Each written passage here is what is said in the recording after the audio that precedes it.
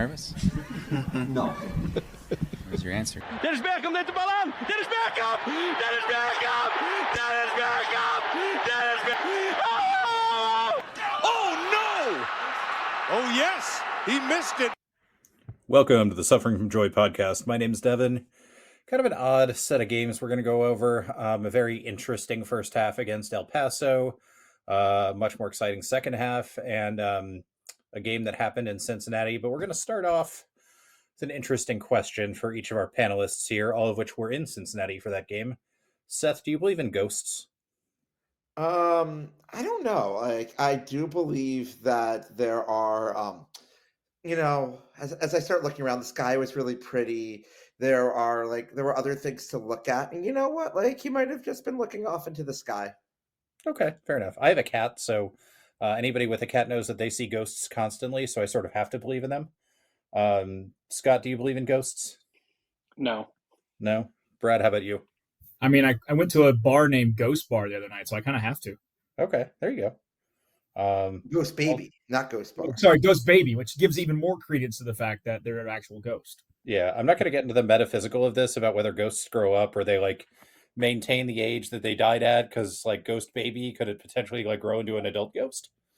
Well, Ghost Baby is apparently just running a jazz club 5 stories underneath the grounds of Cincinnati now. So it's kind of amazing that a 6-year-old Ghost Baby is doing this. I mean, also in an old beer tunnel that's been there for 150 years, that's been restored. I was mostly surprised that they let a dozen people in soccer kits walk into their bar. Because it was fancy, or just it was fancy. There was a jazz concert going on in the next room, and they let a bunch of us sweaty people, and the bartender took the flag that we were waving and was waving it around for an hour plus while people were inside. Good. So the reason we're leading off with this question has to do with Nico's presser and about whether Evander was marked on the first goal, which everybody who watched that game, including the closed captioning for the announcers, knows that he wasn't. So I want to start with where we sit right now, and we'll kind of work our way backwards. But Scott, you had the pleasure of watching that presser. Is our coach watching a different team than us? It feels that way. I appreciated that after asking the question and getting that answer, Phil West responded with, I guess marking is in the eye of the beholder. I would not count Evander as marked in the box. I don't think that's the way you would set up or design trying to defend a perennial MVP candidate like him. And here's the thing, even if you don't want to throw players under the bus about not marking or anything like that, you can just say that there was a mix up in the back of how we were trying to defend them because of XYZ, and explain it away that way. The other part of the press conference I thought was weird was him mentioning us having good chances early on, which I don't remember. And just, it's not that we ever enjoyed Wolf's press conferences. I think Nico's are interesting, but in a very different way of trying to get insight into what he thinks he saw. Yeah, I think I remember us having 1 or 2 whacks. I don't know if I'd call them we were talking about having a button for Uzuni early game misses. I don't know if we had any quite that bad, but to your point, you don't even have to say hey, we blew a defensive assignment or something. You can just say, oh, we should have, gotten a little closer to him or something. You can half-ass it. Or you could get to the point of hey, we played okay against one of the best teams in the league today. We lost 2-1. We showed signs of attack here. We created XG. We created opportunities that we don't have a playmaker as good as theirs right now. And we're going to work on how do we build back up, and we're going to go beat Atlanta on Wednesday at home. Yeah, go team. We're on to Atlanta. Yay. Yay. I think that's reasonable, right? Nobody really expected to go in and beat Cincinnati. If we'd have gotten a draw, I would have been imminently happy. And I thought for a little bit we might actually sneak out of there with a 1-1 draw. But you have to question what the hell is Nico watching if he's saying that Evander was marked. Because on both goals, he was not marked.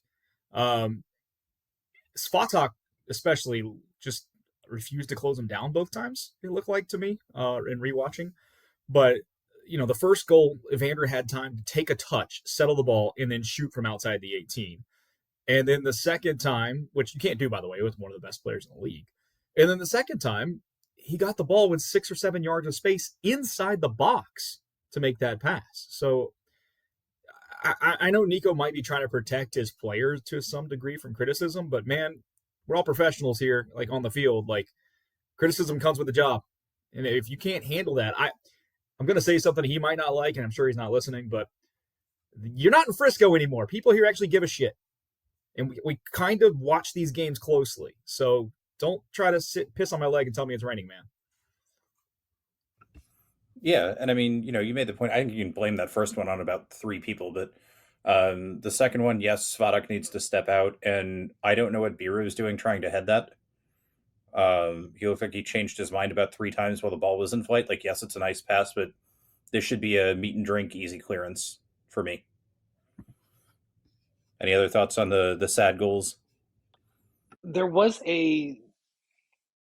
I want to say supercut, but not really a supercut because it was only 3 plays. Biru kind of like missing that same header, and it goes back to something that we've talked about a lot of Austin being weak defending the back post. The problem is that Austin essentially played with the back 5 on Saturday, and you would expect that would be able to make up for that a little bit just from spacing wise, and we couldn't even do it, even having an extra defender back there. Which makes you wonder, is this like it's clearly not a tactical thing. Is this just like we don't have the attention span and we don't attack the back post in practice? Like, I don't know how you get to this point where it's this. Or that we just have no one who's creative in our own midfield, so we weren't prepared for an actual creative attacking 10 to come on our team, and somehow we managed to spend $30 million on DPs and didn't get in a creative attacking 10 when there were multiple available for cheaper than we paid for any of the 3 DPs we had. I don't know. Hey, somebody said we should have gone after Evander instead of Izuni. Well, also, all 4 of us freaking said that. Yeah.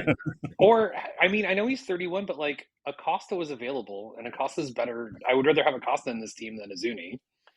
But you guys talking about defending the back post, Scott, you said this last year. This is a flaw of the Berhalter system, and this is just another aspect of the Berhalter system, like that Nico's coaching. Is just a modified version of it. We had problems with it when Wolf was here. We're having problems with it when Nico's here. I do think this is slightly different than the classic Wolf problem where there's just no one there, because this is a nice ball in. It's a late charging player. It's not, forward just sort of drifts back there and has an easy tap. And it's a little more complicated of a play, but it's not a good thing to keep popping up. But I mean, going to the formation, what do you guys think going in? I liked that we mixed it up. I don't like the way this played out where we sort of had 3 midfielders, all of which were trying to cover the entire midfield at once. But I did like at least trying something new. I like trying something new. I got to a point where I know what Gallagher and Jean were supposed to do. They just didn't really do it because we weren't actually playing. We weren't playing down the wings. We weren't playing down the middle. It's kind of hard to advance the ball when you're not playing down any of those 3 ways on a consistent basis.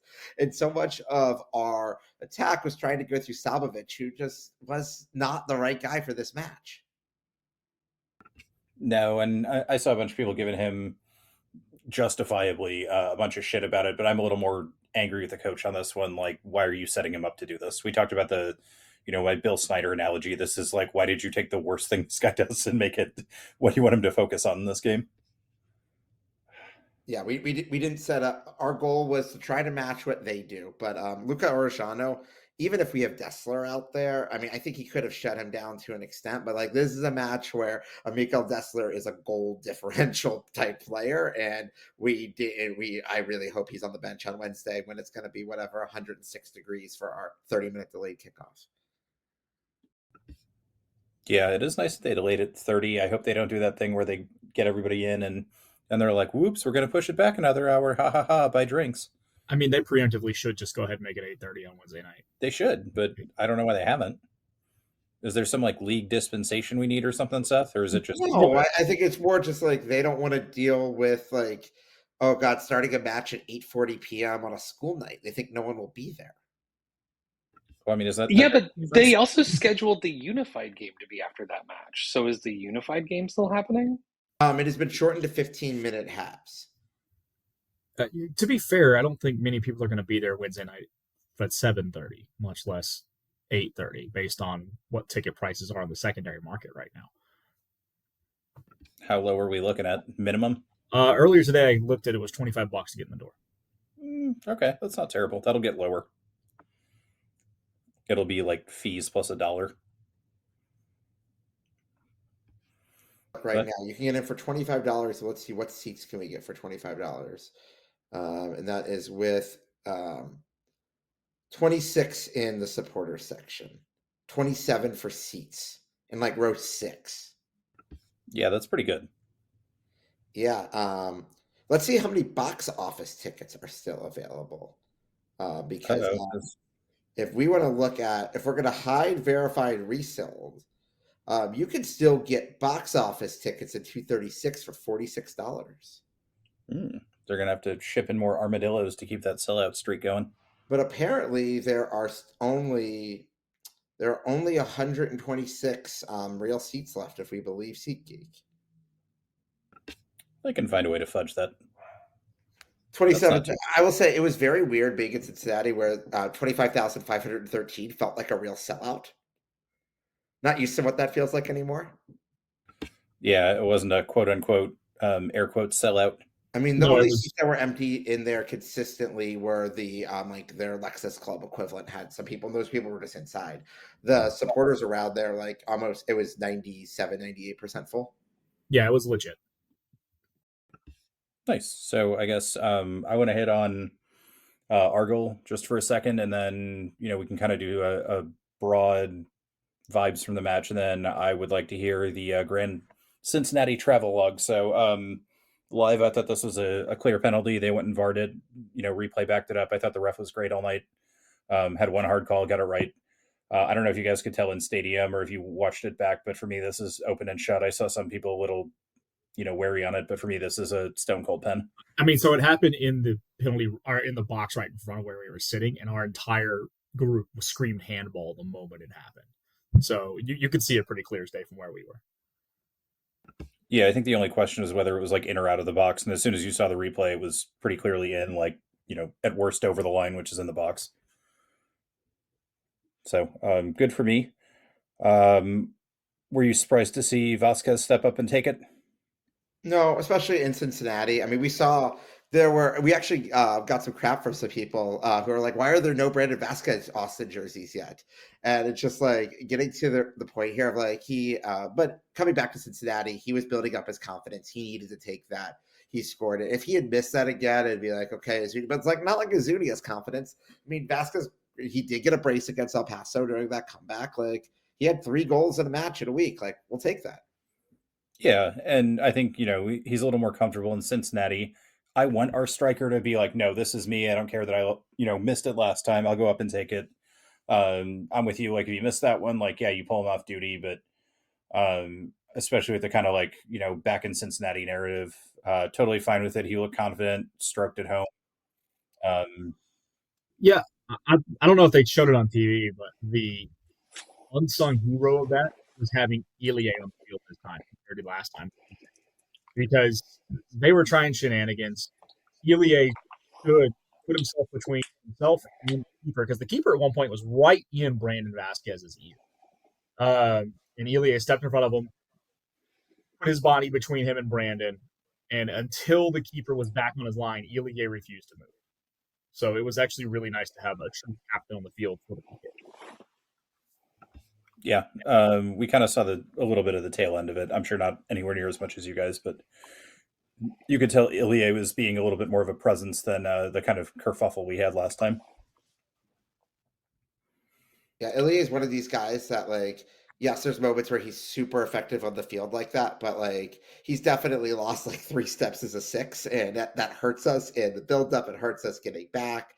He was out of position on both goals, but at the same time, it was like, actually, wait, he was off by I apologize, on the first goal, but still, like, where he is still the best leader on this team. You almost want him transitioning into a player coach role and using him more as a sub. But in those moments, he's incredibly valuable to have on the pitch. And like first person to come over, cheer the fans off, even before the match, like it was usually just Stuver doing it. Like Elie gets it. It's just I wish he was 5 years younger than he is. Yeah, that'd be nice. But I mean, we're barely paying him anything. We'll easily take what he can give us, and We have a couple slots to sign some guys in the summer or later transfer window. So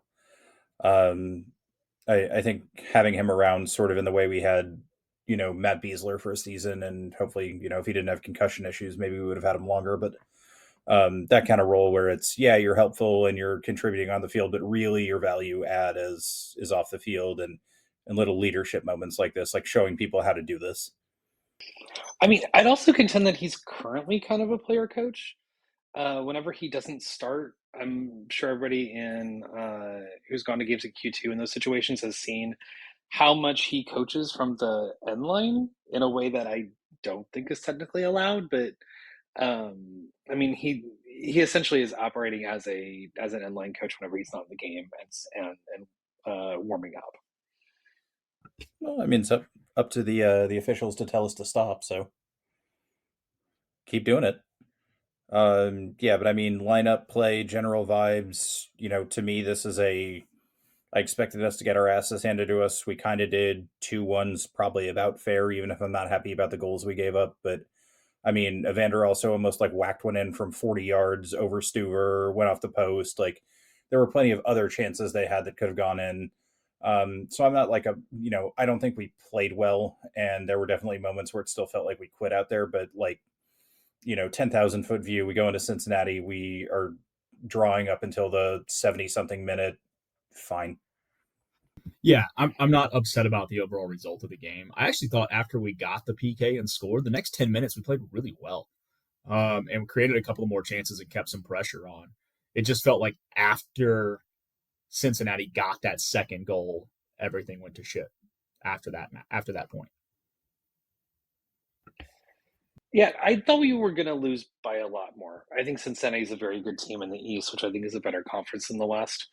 I think 2-1 was a pretty fair result. I think it goes to show the difference of something that we talk about a lot of, like, in MLS, your DPs really matter. And they have one of the best players in the league in Evander that they spent good money on. And, when you have him in your side, you are always going to have a chance to win because he's just going to bring up those moments of brilliance. And we don't have the guys who are able to do that consistently. I think the other thing going back to the midfield is that I wish our midfield just had a more solid structure of where they're supposed to be, because it doesn't feel like they have enough trust in each other to just let them do their jobs, and instead they all try to do each other's jobs. I don't know if that's something that will just happen with them playing more, or Nico just needs to drill it a little bit harder. But I thought that was the downside of the midfield, is just they're just trying to cover for each other when they don't need to be. Yeah, for me, the big hole in midfield for this game was missing Danny, because the easy thing to do in this is just say, Danny, go stand next to Evander the whole game. Yeah. And you know what we did is actually, I mean, they have two top DPs in this league. And Kevin Denke was almost irrelevant for this match. Heinz Eich did a great job on him, and he was shut down. We shut down one of the top attackers in this league. But Evander, we just didn't have an answer for him. And Evander could have doubled, tripled that tally in the match fairly easily. I mean, Stuver had some nice saves, but we just gave him so much freaking space. And it wasn't just the 2 goals. Yeah, I said it last year when we played Portland, but when you look at Evander, you're like, this guy's too good for this league. Just like, he went from being the leading goal scorer in the Europa League group stage to MLS. Okay, I mean, like, that's credit to MLS. Like, hey, also Kevin Denke. Like, I mean, this guy was the leading goal scorer in Belgium last year. I mean, the guy who was the leading goal scorer in Belgium the year before him is Hugo Kuipers, who's currently leading the Golden Boot race with just as many goals as Austin FC has scored in 12 matches. Whoops. Brad, you want to jump in here? No, I don't think there's much more to add. I mean, I just, the more we talk about Evander, the more I wish we had spent the $12 million to go get him. Or 13 million or whatever it was, because it's about the same money, especially with DP cash trades now, right? I think we were all sold on the idea before we ever knew about Azuni, or if we had our choice at the time, like, take the proven commodity in MLS who's going into his prime, if you can get it. And I'm not willing to call Azuni a bust yet, because it's only been 12 MLS games, and he did have a nice goal last week in Open Cup, but this team with someone like Evander who can create for others along with create for himself would be drastically better. Do you think we didn't go for, and I'm not going to say Evander, but like that type of player, because we just don't want to play with a 10? I don't I think that it was they didn't actually think they would have a chance to sell Driussi, and they hadn't actually done enough work to prepare for replacing him. Yeah, that's fair. Yeah, or the only other thing I could think of is they thought they could get enough points to get to the summer for maybe a team they have their eye on this summer. I'm still of the mindset that they were going after Vasquez or Azuni and ended up getting both on accident, and because of like release clause reasons or whatever. And if you think about it, I think Driussi and Vasquez actually would pair pretty well. Like I think that you could really have Driussi behind that space, and they could kind of 1-2 it a little bit more, which we've seen a little bit, but not nearly enough. And it's one of those things where you never know what some other team's going to do, and if some other team offers you that much money for Driussi, you take it and you laugh at them. Like that's just what you do. Speaking of which, he has scored 5 goals in his last 5 matches. Yeah, good for him. We're no longer mad at him, so he served his purpose, got us some money. Didn't Evander move like super late in the window too, though? Both him and Lucho moved in February. Yeah.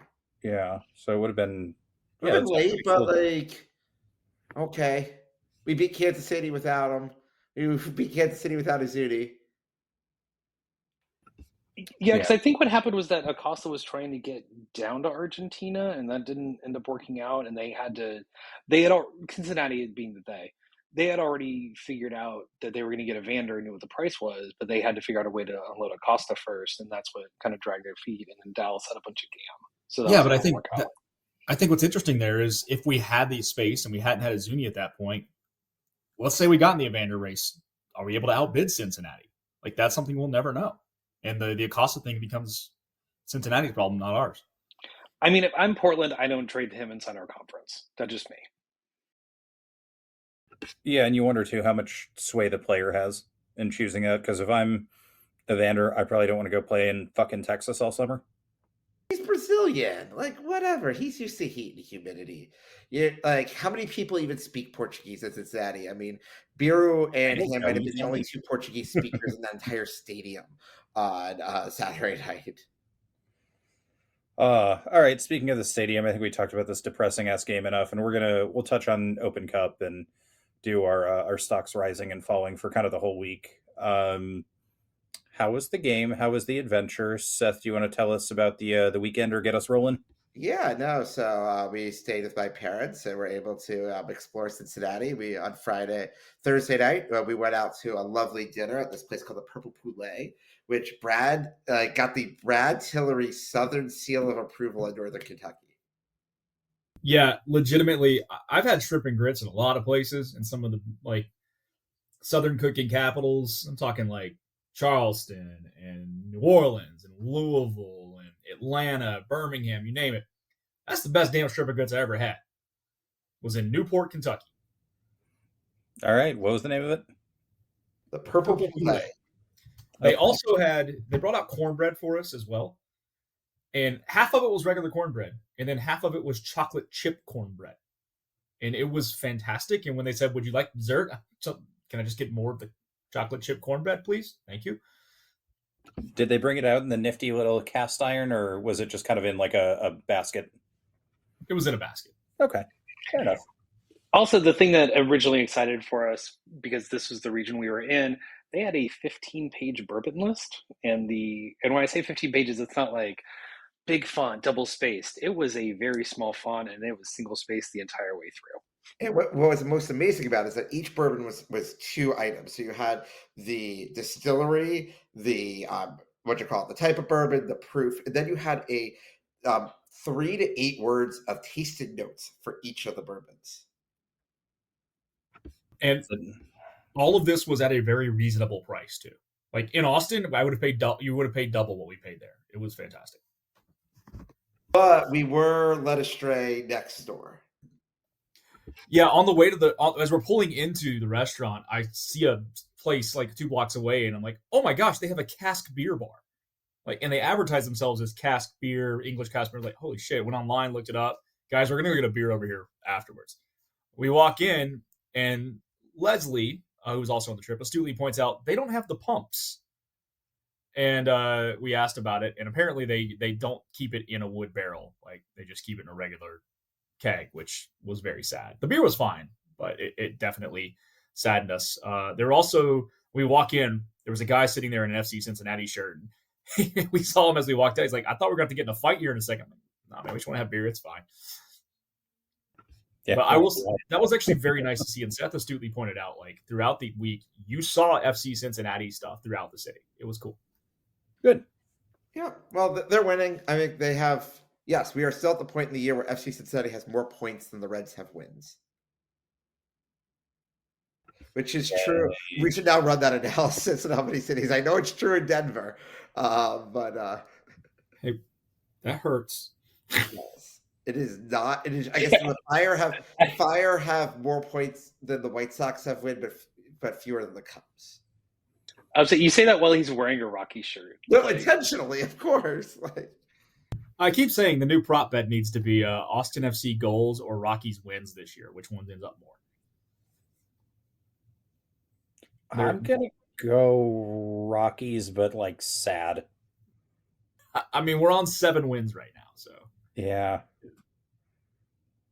I don't know. But 7 wins a month is still like 40 wins, right? Yeah.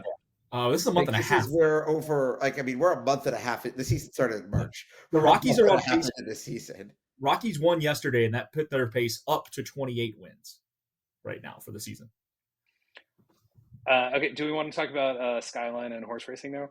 Oh, sure, yeah. So Friday afternoon happens, and Friday, first of all, I took you guys to the Party Source, the largest employee-owned liquor store in America.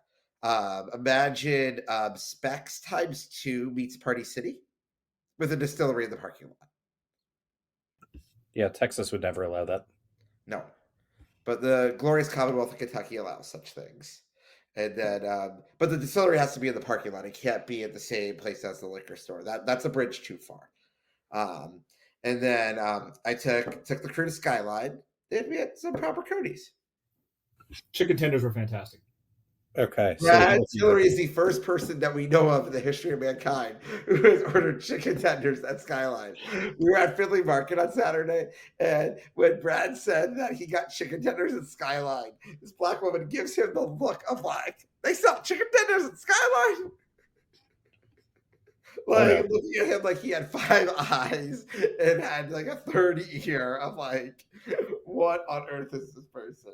To be fair for you listening, I have had Skyline at a proper Skyline restaurant before. I knew what I was talking. I knew that I didn't want it. I have tried it. I didn't just blindly hate it. But we went because other people, Scott and Brian, had never had it, so they wanted to try it. And I had to do it for the bit. Like, I had to try Skyline while I was there. It was fine. I'm not going to make an effort to go back. I didn't think it was terrible. It just exists. The fries were good, and that was where I put all the unnecessary extra cheese in quotes that I took off of the coney because I was not going to sit there. A cheese-like product or something like that. Scott, have you ever had Emo's? The Square Beyond Compare. I'm trying to figure out which is worse. No, Emo's is worse than Skyline. I know I'm not objective here, but like Emo's is worse than Skyline. Skyline it's definitely is edible. Emo's is. I've absolutely never heard of that. Okay, yeah. Well, what we did learn was that there is a Gold Star chili in town too, and they battle with Skyline, and there was one right across the street from where we had Skyline. It's pretty amazing. So is it like Pat's and whatever the other one in Philly is that I never remember? Pat's and Geno's, yeah. Pat's and Geno's each only have one location. But like Skyline and Gold Star have dozens of locations. But Gold Star was the historic sponsor of the Bengals, and right around the time the Bengals drafted Joe Burrow, Skyline took over the contract from Gold Star, which was a very big thing. And Skyline now has all 3 Cincinnati professional sports teams. And there was a FC Cincinnati soccer ball at the Skyline Chili location. Was also in food-related conversation. Cincinnati is the first place I've ever seen with a Dairy Queen in the middle of a strip mall. Like, not a freestanding store, but in the middle of a strip mall. It was very weird. Mm-hmm. All right, Scott, final verdict. So I know you said you wouldn't like go back and try Skyline, but for any of our enterprising listeners on a future trip, like worth the trip to, side trip to try it, to say you did it? Yeah, definitely. I think the first thing is that it's not chili. It's more of like a bolognese sauce that has like some other seasonings you're not expecting. So if you're thinking of a like Texas style chili, it is not that. So just treat it like the meat sauce that it is, and realize that it's just kind of meh. Yeah, and I mean, it is like fast food. So just expectations, folks. Yeah, I mean, the four of us had multiple Codys, the chicken tenders, fries, drinks. It got out of there for like $32. Yeah, in 20 minutes or less. And that is with a server. Like it's not like you just go up to the counter and order. They actually take your order. I did appreciate that it's one of the few places that has the option to buy mints afterward, because they just know that like you need to get rid of this that you need to just get rid of this breath. Yeah. They know their audience. All right, continue. Where are we headed next?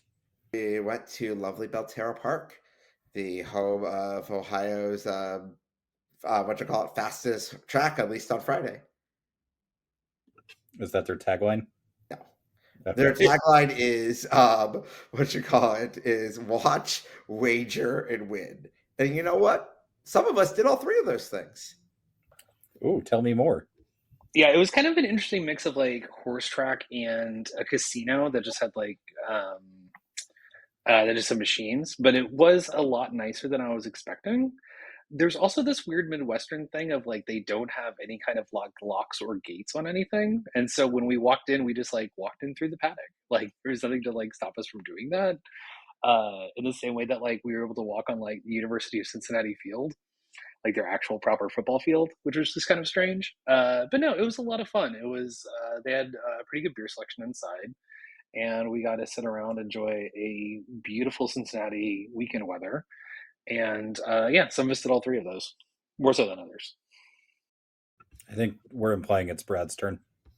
Brad, I had a good day. Let's just say that. So as y'all are well aware, longtime listeners of the pod are, I love horse racing. I told the guys, like, I kind of want to go to Belterra, and everybody was up for it, so we all went. And most everybody was just playing, a few bets here and there whenever there was racing out in front of us. But I was also playing several other tracks on the simulcast, where they had this room set aside where pretty much older degenerates were in there just betting on everything possible for the horses. And I go in there and watch races, and I played what's called a couple of pick fours and pick fives at some of the other tracks. And I hit an early. What that means is a pick four, you have to hit a winner in every race for 4 straight races. Now you can select multiple horses, but that ups how much you end up having to bet out. And a pick five is the same, but for 5 races. But if you hit them right and you hit the right ones, they can pay very well. And the pick four paid okay, but it was only an $8 bet, so it actually had a nice little return on it. And that was at Pimlico. And at the same time, I had a pick five at Gulfstream going, which when we got through the 4th race, I pulled up what the will pays would be if it hit. And I had 3 available horses to win in the final race. And had to quickly start having a conversation with the guys about, do I hedge here? Because it was a nice enough vacation. Woo! Well, so, and Brian looks at me and says, fuck it, we ball. So that's what we did. And you know what? It worked. So I happily picked up the bar tab for being at the track all day after a nice afternoon. And then we went to the brewery next door, had some fried green tomatoes and a couple of beers. And before we went on to Seth's house, and his family were gracious enough to host everyone with grilled foods and shrimp and cocktail sauce from St. Elmo's in Indianapolis, which, if you know anything about cocktail sauce and shrimp, that's like the best in the country. And more bourbon selections than I think is humanly advisable. But it was a good evening. So, no, I sent a picture of Seth's dad's bourbon collection to a buddy of mine who's very into bourbon, and he asked if it was a tasting room. And I was just like, no, it's his basement, because also that person's from Texas and doesn't really know what a basement is. Yeah. And then Saturday we woke up, watched a little Bundesliga. Seth's club Freiburg got a victory, and they're playing European ball next year. Yeah, we just got to beat Eintracht Frankfurt on Saturday, and then we'll finish 3rd in the Bundesliga for the second time in club history and first Champions League appearance. So that means Eintracht Frankfurt will win like 4-0. Also, if you get a chance to watch a Freiburg match with Seth's mom, you should absolutely do it. Yeah, it's fun. Event with my mother that she cares about is an experience. I mean, my mom's review of the match, because my parents went in their normal seats to the match on Saturday night, it was like, why did it take so fucking long for them to score that second goal? Like, we were so much better than Austin. Like, we just kept wasting opportunities. We just didn't create enough here. Like, we kept them in the game, and it should have been a handball in that third goal. It should have been 3-1 at least. Yeah, it was fun. And then we spent the afternoon, like Scott alluded to. Seth took us to the University of Cincinnati, where a few of us. So Tony, friend of the podcast, is a Texas Tech alum. Seth's a Cincinnati fan. I'm an Auburn fan, and what do all three in common? Tommy Tuberville screwed up all of our schools. So the place where his coaching career died, we went and took a picture together in our shirts of each school on the 50-yard line, or somewhere close to that on the field, and then walked around a bit. We thought about driving Seth's car onto the concourse, which was an option, by the way. I need this to be known. Realistically, because again, there were paid a few no dollars to legally park, but like I could have parked my car on the concourse for a half hour, and no one would have given a shit. I'm sorry, we nearly got hit by a car on the concourse that was driving the other way. Like, again, in the Midwest, you don't have bollards or gates. Everybody just does whatever they want, apparently. It's wild. I think this is an Ohio thing. It was great. And then we went to Findlay Market. So it's kind of like a neighborhood market with, meats and stuff like that, vegetables, but also stands for food and drinks, and had some beers and lunches and different, I think I had Cameroonian, was it Cameroon? Was that right? Food from Cameroon stand. Had like another set of shrimp and grits from a local lady with some fried catfish and all kinds of different stuff there. Before we headed next door to Rheingeist, about a block away, which was a beautiful brewery. Like Rheingeist, not just the beer was very good, but also like the brewery was beautiful. And then we decided we had to try something for the bit that turned out to be way better than it had any business being, which in the corner of the brewery, there was a vending machine making pizza on demand. And robot pizza is by far and away the best business idea I've seen in 10 years. Like, it's $12, whatever. 3 minutes later, you have a hot, personalized 8-inch pizza waiting on you. It was great. And it was shockingly decent to eat. Okay. Yeah. I will say this. I didn't even just do that for the bit. I was hungry. And two, I think that pizza would have gotten 10% better with every beer we had. It just, like Brett said, it's a perfect business idea. Like, why can we not put these, at every, neighborhood bar with a big area down here south? Like, let's do it. Cincinnati's affinity for interesting things in vending machines goes to the airport too, because I do have a bottle of hot sauce I bought from a hot sauce only vending machine at the airport. They also sold nothing but bicycle like cards. Bicycle playing cards is a Cincinnati. We didn't talk about this. Like, bicycle is a Cincinnati brand, yeah. It was just interesting. And then, hit a few other bars throughout the day before we headed to the game. So it was a lot of fun. I enjoyed the Cincinnati trip. Having Seth there obviously helps a ton, being a native. But overall, the weather was absolutely perfect all weekend long. And I highly recommend the trip if you get a chance to go. Also, incredibly nice people everywhere we went and talked to. Everybody was, they had a lot of like interesting questions about like us traveling up there and like talking about the team and talking about the game. Like, it was a really great experience, kind of like being able to like communicate with some fans. And like the good thing about Cincinnati fans is that they know how to commiserate really well with bad teams because they've experienced so many bad teams across all their professional and college sports teams. Yeah, everybody was super nice when I was up there, but obviously like not head to head. And the stadium's in like that nice little downtown area, so you can just sort of walk around everywhere, and it's not like hassle. Yeah, that's probably the most bars and restaurants within walking distance of any MLS stadium. Yeah. I did go to Rheingeist too, and I was with you guys. I was impressed with the entire space, and I think when we were there, like they were at fire capacity or something, and it was still very. Yeah, we didn't even go up. I went up to the rooftop just to check, but there was so much space downstairs that time. We're like, even though it's a nice day, we'll be outside plenty. I mean, I think I got a teeny bit of color, but like Scott, actually, I feel like you got fairly sunburned, which is kind of amazing. It's Cincinnati in May. Yeah, I didn't go hat. I did do some sunscreen, so I got some color. But yeah, I mean, it was a huge space. There was even there's a wedding going on while we were there. Just kind of goes to show like how versatile the venue is. Nice. Yeah, maybe we'll caption that as part of the travel part. Just sunburned in Cincinnati. All right, we got to talk about other shit now. US Open Cup game week technically won. Yeah, I mean, we played great in the last 20 minutes, and nothing happened in the first 70. Nothing at all happened. It didn't Brad happen. and I were sitting. I was in Bridgeview at the Fire Detroit City game where the Fire won 4-0. I walked out of the stadium and we scored 3 goals. Great. So Scored don't all go 3 back to goals by the time I Bridgeview. got out of the parking lot. Yeah, had it the whole time. You're only allowed in the parking lot at Bridgeview. There we go. Austin Brad, FC has scored 3-11s. We have scored more than a quarter of our season goals. While I have been in a parking. Actually, no, wait a minute. That's not even. Oh, wait a minute. I was in the parking lot during our second goal against San Diego as well. So 4 of the Austin FC's 11 goals of the season, and actually, if we include in the stadium, 5 of Austin FC's 11 goals on the season have occurred while I've been in Bridgeview, Illinois. That is terrifying. And I've been in attendance for 2 of the other goals. One thing we forgot to mention about the Cincinnati match is that I missed the penalty because I was still doing these during halftime, and I was on the concourse when Austin scored, so I stayed on the concourse for most of the second half. Other fans, alluded to friend of the podcast, Tony, decided to still go up to his seats, and I was very, very pleased to hear after I'd gone back up after they scored their second, and Brad texted me that I was allowed to come up at that point, that when he did, people booed him. Which I hope that this level of superstition can like permeate our fan base, because we need to do more of this. We just do.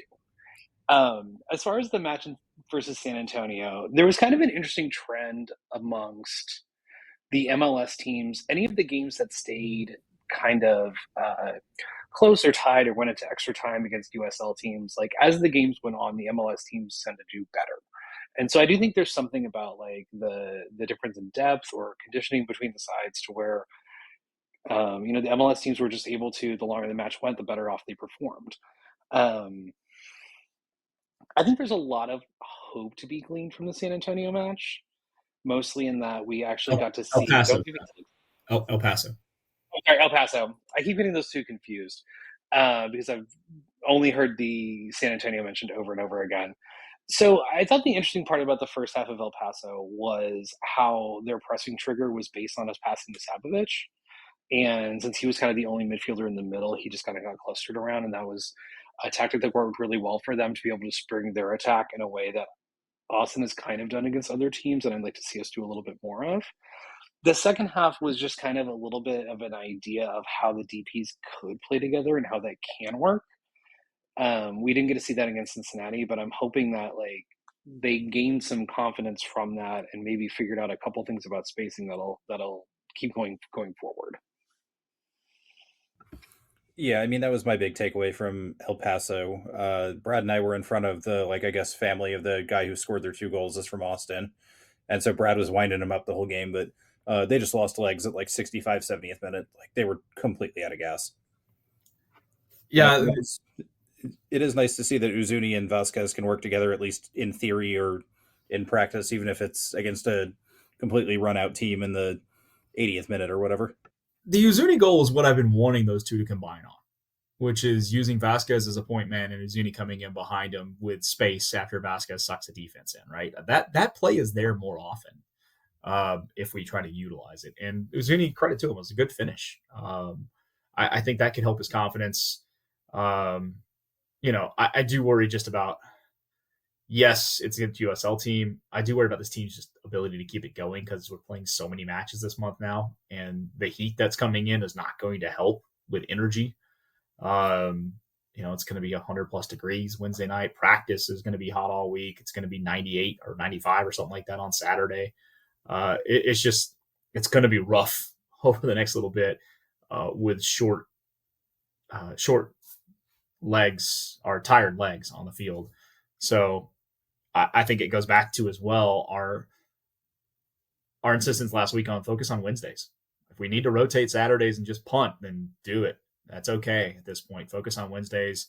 Try to get some points on Wednesday nights because we know we still have Atlanta and RSL on Wednesday night matches this month at home. And then when your Open Cup matches, and refocus in January at that point. But it was a good win. I think we need to acknowledge the boos at halftime were the loudest we've ever heard at that stadium, or at least I have. Maybe Otherwise, the late Josh Wolf era last game or two last year, maybe, was the only other time it rivaled that. But take the win when you can get it. Yeah, Devin, you mentioned the fans behind me. When they scored their first goal, they got called back. I immediately stood up, was like, "It doesn't count, y'all." There's, screaming at them, "It doesn't count." There's a flag up, and one lady kept cheering for another 10 or 15 seconds before her face finally dropped out, realizing they didn't count. And then a minute later, they actually scored. To which, turn around and clap. Yes, that one actually counts. So it was fun to get a little. Also like 73% bird. Yes, it was impressive. But it was fun to get a little bit back at the end after we had won and get the third goal. But take it where you can get it. I wasn't going to be upset about the Open Cup win, but I certainly think that last 20 minutes wasn't indicative of probably who should have won the game on the whole, because I thought El Paso on the evening was a better team. Yeah, but I mean, cliche, it's a 90-minute game, yada, yada, yada, big players, big games, whatever. I was going to ask what you guys thought about the boos. I generally, unless you're doing something like, way, way worse than even like losing to a USL team, I generally don't boo, but like I totally got it when people were doing it. But Seth or Scott, any thoughts on the booing? I mean, I think losing 2-0 at home to a USL team after the stretch that we've been on merits booing. I got no problem with it. That was a shitty-ass performance, and it deserved to be booed. And it could have easily been 3-0. And also, Stephen Cleveland is no longer an MLS starting goalie. No. To be honest, when they scored the second one, I was just laughing, and most of the second half. Because that's how I deal with trauma. Scott? No, we were both up there cracking up most of the game. So I thought the booing was deserved, partially because I was one of the people doing the booing. I think I messaged to y'all in the second half, but it was about 60, 65 minutes in. I thought this might have been the one match where La Murga wouldn't be able to keep the supporter section away from revolting and just booing or doing some other kind of like outward emotional attack. And I think that the club in a lot of ways has been lucky that La Murga is so forceful and so able to keep the supporter section on track, because there are definitely times when I think that it could have gotten more boisterous in showing our negativity, especially toward the coach and the direction of the team. And to their credit, the band kept playing, the Capos kept us going. Some of the fans were still singing, chanting, and trying to support the club. But even though that was, I think, probably the lowest I've ever felt as an Austin FC fan in stadium, it was definitely the least I felt like singing. No, it was not a very jolly, fun, sing-song kind of day at all. But you did wear the Redes kit. I did, and the vibes, definitely were aided by that. I got a lot of compliments on it, and ultimately it brought some luck for an Open Cup match. Well, gonna need more of that, because if we play that bad against Houston, we're not going to have 20 minutes to come back against a team with no legs. So, do you guys want to do format, and then we'll do a little forward-looking preview? So we can do this kind of, answer however you want to. I'm going to kind of do both games together. But Scott, do you want to go first on stock rising? Yeah, I'll go first. My stock rising is Brandon Vasquez for scoring 3 goals in 2 games. The finishing he showed against against El Paso was really good. And then, the penalty against Cincinnati, we talked about the miss, and what he did on Saturday was exactly what you want him to do. He calmly went up and picked a side and went for it and scored. Get out of your own heads. Just go whack it in. You're a big dude. Brad, you want to go next? Yeah, mine was Zon Kolmanic. I thought, 2 straight starts. He played pretty well in both matches. I thought especially Wednesday night last week in Open Cup, he was pretty creative with the ball at his feet and had some really nice crosses into the box, setting up some opportunities. And we said it on here already, but I'd still like to see more of him. I think he's playing very well right now for us. Yeah, I think that was going to be mine. Seth, you want to go while I think of something? I'm going to go with Danny Pereira. This is a match that we mentioned earlier that he could have been remarkably useful in. Just having someone who could have been a steady defensive midfield presence against a team that you'd want to sit back in. And yeah, it shows you what we miss when we don't have him in the lineup. And I've been a little harsh on him at the start of the season. And yeah, I would have very much enjoyed having him in this match. And I think we would have actually gotten a point in Cincinnati with him.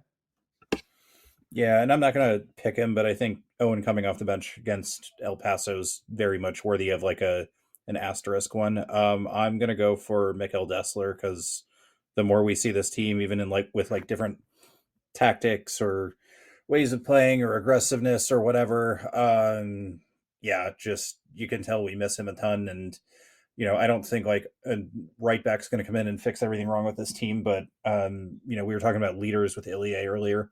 Having another guy like that's definitely going to help out, and an experienced player who can kind of, we talked about it multiple times, like Galley and Bukari just don't seem to be like vibing on the same wavelength at any point. So having somebody who can kind of step in and at the very least take some minutes and hopefully vibe together a little better would be nice. Stock falling, you want to go, Seth? Stock falling. We've got so many choices here, but I'm actually not going to go with a player here. I previewed this to Brad and Scott ahead of time. I'm going to give a stock falling to the shit talking and smack talking of my hometown, because they, again, nicest people around, but like usually we at least get some teenagers that heckle us, or we get some fans that heckle us. The worst heckle we got was someone saying JETS, Jets, Jets, Jets to us, thinking that we were New York Jets fans. Like, what, Cincinnati? Seth, you just took my moment of suffering. But I told you I was going to do a stock falling to this beforehand here. I previewed that on Saturday night for you. So we can do your moment of joy from 5 minutes after that instead of your moment of suffering, because I stole that from you. No, all good. We can do that. That one is very Midwestern, where like it's impolite to even applaud for more than 2 to 5 seconds, lest you bother someone else.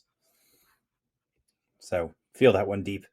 Scott, you want to do your stock falling?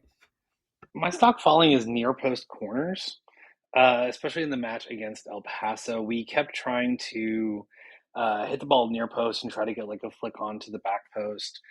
It never works, clearly. And I thought it was a real missed chance when you just look at the relative size of the two teams. Austin had such a significant size and height advantage. It seems silly to kind of like overcomplicate a corner instead of just putting it into the mixer like you'd expect us to.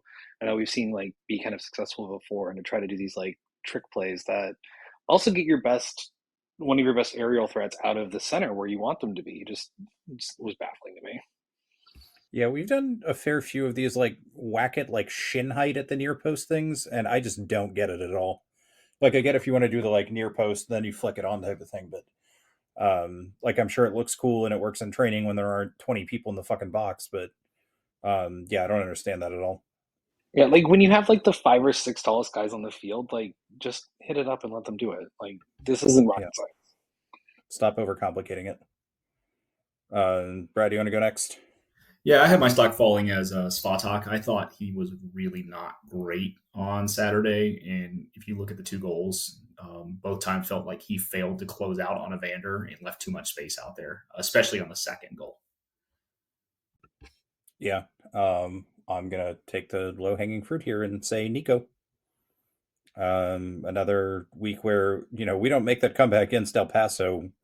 He's looking at firing line right now. And he's obviously not like comfy, but the seat isn't burning hot either. So I think if you somehow only get 1 point this week with Atlanta and Vancouver's obviously best team in the league right now, but especially Atlanta coming in, they've been in terrible form. If you somehow only get a draw against Atlanta and then you lose at home convincingly to Vancouver, the seat should be scorching going into the Open Cup match against Houston. Yeah. By the way, shout out to the LA Galaxy for losing 7-0 on Saturday. Really impressive stuff there. Yeah. They still haven't won a game, right? They have not. The defending MLS Cup champs have not won a game, but also need to stock falling to New York media, because not a single New York newspaper or television station, because there's none of those in New York City or in New Jersey, showed up at that match to cover it. This is a rematch of MLS Cup from less than 6 months ago. And does this league have some problems? Whoo!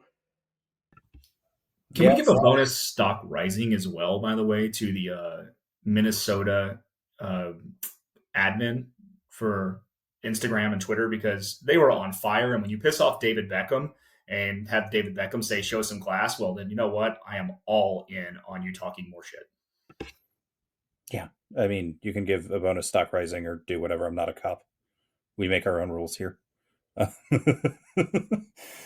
All right. Moments of suffering. I'm going to kind of piggyback off of what Seth said, because mine was one you guys didn't have to deal with, but we had the same crew as when we played LA Galaxy last year with the disgusting challenge on Guilherme Biru people, and it felt like the entire fucking game they just wanted to like relive that. There's a moment where like Sabovic is late on a tackle in the game, and like it's a clear yellow, in Bizarro, whatever, PGMOL against Arsenal, and maybe it's a red, but clear yellow for me. And yeah, maybe he should have been on a yellow before then, but they were acting like he'd just taken his head off or something. And the entire game they were going with this like, oh, we just want another moment where we can say something like that and get in the headlines, and it was just like incredibly fucking aggravating. Seth, you want to go next? My biggest moment of suffering in this match, I think it was, I'm trying to think, where are we going to go here on this one? We've got, there's just a few to choose from. I mean, we could obviously talk about the press conference, but it was more of just sort of like, we got into a point there where we didn't take advantage of how much we were moving the ball forward about 10 minutes in. And once we hit about the 60th minute mark and we had it subbed at that point, recognized that FCC was back on the front foot. And I was like, they're going to get another goal at this point. Like, because we didn't close our windows there. There wasn't like a specific moment there, but it was just like, crap, we weren't able to build on our momentum. And this is a game of momentum. If El Paso showed us anything on Wednesday night, is when you get momentum, you can freaking build on it. And we did not. We got a goal from behind. Yay. Second time that we've done that in league play this season, and we didn't build on it. Yeah. Also, you just reminded me bonus stock falling short benches for US Open Cup, because none of the young guys got to get in. Not that, I don't know if they would have given the scoreline, but that was annoying to see. Scott, you want to do your moment?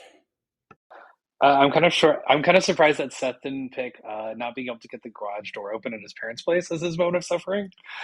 No, mine was Sorry. mine was on Wednesday in the 85th minute of the match while we were winning. I had a sudden realization. Going into the match, our all-time leaders in US Open Cup goals were Diego Fagundes, Maxi Arruti, and Rodney Redes, with 1. At that time, I realized that with Brandon Vasquez's 2 goals, that he was now the record holder, and I audibly said, "Oh no," out loud during a lull in the music.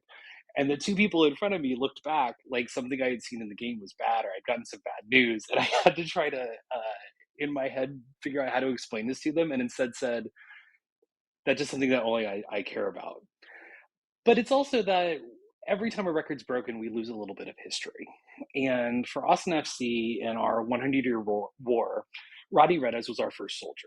And ultimately, him not being in the record books makes me worry that we're going to forget him.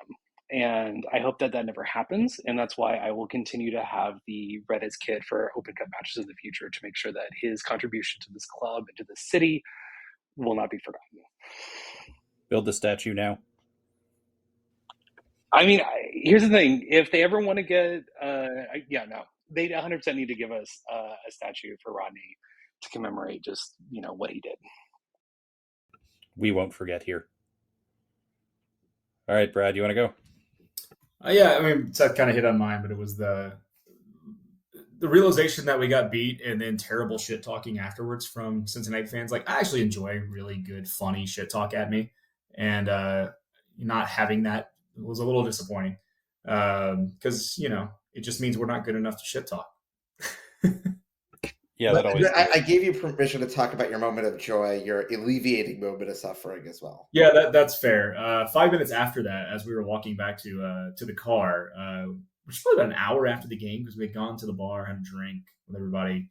And then, so it was pretty late at this point, but we're crossing the street going back past TQL Stadium, and we ran into Brad Stewart's parents and saw Ron and Leanne and also his brother. Lovely to run into them. Been a while since I have seen them, and had a nice little conversation for about 5 or 6 minutes with them, and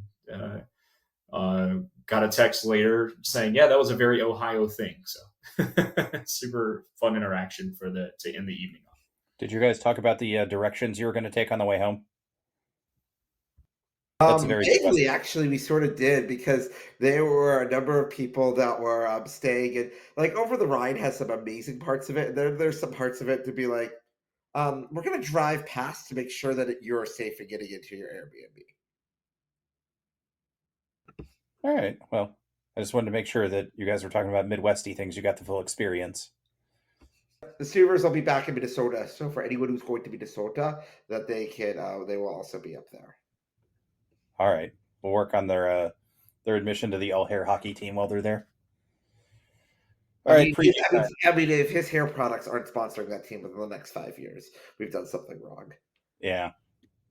All right, preview times. We've got Atlanta. We kind of talked about it a little bit on Wednesday. It's going to be hot as fuck for me. That's we have to win, but also like survive it, especially with so many people out. Vancouver, we're at home. It wasn't great last time. Do we have any hope in that game? Maybe they're looking ahead because they have to go to Winnipeg on Tuesday after this to play Valor FC in the Canadian Championship. And actually, Vancouver looked a little worse without a midweek match this week. They got off to a pretty slow start against LAFC, went down 2-0, and they did fight their way back. But I also think Seb Berhalter is going to be on I'm back in Austin rage mode and expect 2 assists and a goal out of him. He looks like he's either spending way too much time in the weight room or has had some supplements. As long as he is not caught with supplements on the U.S. men's national team, and that can happen after the 2026 World Cup when he is playing in like Italy or something, like all cool with me. We are all on board him. Also, the quotes that apparently came out this week that he nearly wanted to quit playing soccer while his season in Austin. Like, I feel like that needs a moment of coverage here. I didn't see that, but I don't blame him. So that was mentioned in the match. Basically that he felt like he wasn't good enough to be in MLS and was going through like issues of confidence in terms of being able to be a professional soccer player.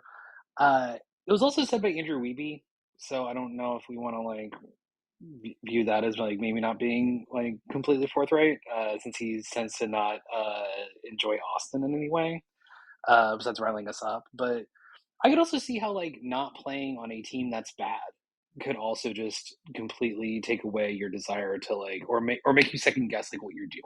Like I completely get that from that perspective. Going the opposite way, talking about the Wednesday match, is that Atlanta's bad. Like they're a bad team. We watched them play Chicago, and this is a team that Austin should be able to pin back an attack and beat by a couple goals or win easily. And if they aren't able to do that, as kind of Brad kind of mentioned, like, only getting a draw against Atlanta at home, losing bad to Vancouver, and then all of a sudden Houston's coming into town for an Open Cup match. And if you don't win that, then Nico's seat starts getting really hot. Yeah.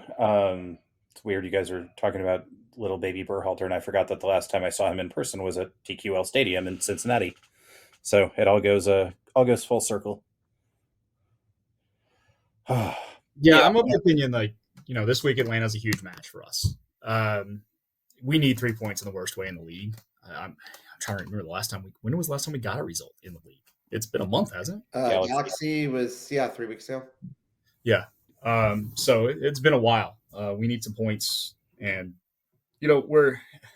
everybody who just a few weeks ago was saying, well, we're still third, we're still fourth, we're still fifth in the West. Like, we're now right on that cusp of where we've been saying, which is we're barely a playoff team. And that's kind of where I think we're going to be fighting most of the year if things don't change real fast, or we'll be below it the rest of the year if we can't start scoring some more goals. So this Atlanta match is huge. They spent a lot of money just like we did in the offseason. They have vastly underperformed. They look disjointed. And if we can't beat them, and I know Atlanta's a hot city, but they play in a dome. Sorry, but they do. And it hasn't been that hot over in Atlanta yet. Like, if we can't beat them in the elements, that should give us some kind of advantage on Wednesday night. We have real big alarm bells to ring. Now, the opposite side of that is if we can beat Atlanta and we get even a point off of Vancouver, and then you somehow come back and you get through Houston, the season, in my mind, starts turning around real fast. So I think the next 3 games are arguably the biggest stretch of games we've had this year to this point. Yeah, and I mean, when we saw the schedule, we knew May was going to be a gauntlet, and we add 2 Open Cup games to that. I think we're just sort of in get some home points and survive mode at this point. So yeah, just especially with how just tight the West is looking, like it kind of always is. Vancouver separated themselves. Minnesota looks really good. LAFC looks like they might be kind of getting back up there. San Jose rattled off a couple wins and jumped up, but Austin needs to bank some points now. I think it's going to be really important, just because, especially against teams that you should be, going back to shit talking maybe, but Atlanta's a bonus game. That is a game that you need to get 3 points from. Yeah, we've never been in a spot where we need 3 points and it's gone terribly, have we? No, not once, not ever. Yeah. I mean, nothing is a must-win game in May, but if we are near a playoff race and we don't pick up 3 points on Wednesday night, we're going to look back at that one with a giant ass circle. No, but I mean, you look at we were talking about being Austin Wednesday, we probably got to win 2 of these next 3 Wednesday games. And RSL's looking good. But then again, I think we're also on this podcast on, fine, we missed the playoffs, but if we win an Open Cup, we're okay with this. I mean, it would allay a lot of the pain. It would just you don't get the trophy for making the playoffs. How do you want to spend your time, effort, and energy? Yeah, no, Scott just said it. You don't make a trophy. You don't get a trophy for making the playoffs and losing in the first or second round. We didn't get shit for making the Western Conference Final a few years ago. It's fun, but last I saw, there's no banners hanging in the stadium. There's nothing in the trophy cabinet. Speaking of that, there is a banner hanging at Nippert Stadium for the college football playoff semifinalists for, let's say, Bearcats from 2021. And it's like a 2.5 section long banner. And then there's 4 separate banners of the BCS/CFB Bowls, which they lost all 4 of those games. Well, you got to bring up old shit. I mean, this is the most Midwestern thing I can do, is be self-deprecating at myself. I know that's redundant, but still. I'm too polite to correct you because I'm also from the Midwest. So you're saying that these banners are all significantly larger than the NYCFC championship banner? Significantly. Nice. All right. I just want to appreciate that at least Nippert Stadium, unlike Loftus Road, which another 100-plus-year-old venue, has bleachers, so that people who are taller than 5'4" can feel comfortable in their seats. Yeah, the bleachers at Nippert might be the steepest bleachers I've ever seen in my life. They are damn near vertical as you skip past row 8 or 9 up to the main concourse. Make sure I'll get. When you do a stadium there, you're doing a stadium there. Mm-hmm. No, I'm good. I'm in my 30s. Totally fine by me. Other than that, we may be a little late next week because I will be at Corgi Nationals. So we'll have our recording maybe slightly after that, or we'll do something a little odd. We need to have Riley on here for Corgi reports. I was saying we need to have Riley on here after for Corgi report to tell us. Oh yeah, I will be taking hold of the Blue Sky account while we're there and putting out some great hashtag content, all Corgi related. And I'm going to see if I can come up with an entire fake lineup of Austin FC players that are all actually Corgis that I can just do puns on names. But so just let Brad know what you can put in DraftKings. Where is Corgi Nationals, by the way? Grace Summit, Missouri. Grace Summit, Missouri. So I think Missouri has sports betting that's legal in it now. So why not? I think you have to do it inside of a casino, but yeah. Or you can go across the river to Illinois. It's fine. Yeah, that's true. Yeah, I mean that's what most people do. Go play nickel slots on the Casino Queen. It's not depressing at all. Anything else you guys want to cover before we get out of here? And I can put this out so everybody can enjoy your travelogue instead of thinking about the game. All right, cool. Well, on behalf of Brad, Scott, Seth, and the entire city of Cincinnati, thanks for suffering with us. Bye. Promise here for Austin Jarrett Stroud. It's Diego, for goodness! He has written his name into Austin folklore. They just won't go away. Oh, he hits the upright again. That's impossible. The Bears' season's going to end on a double doink. Altidore squares it. Dempsey's missed it. Donovan has it. From hope, there is glory.